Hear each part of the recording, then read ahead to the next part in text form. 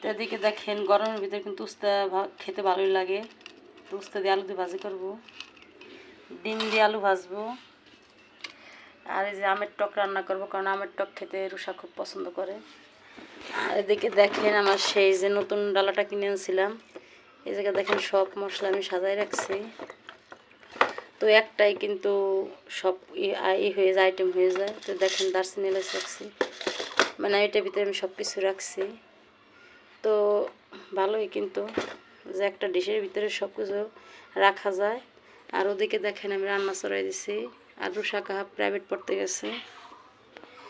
তো এখন খুদগুলো আমি খাবো, কারণ এগুলো খাইয়ে আমি রান্না করা শুরু করে দেবো।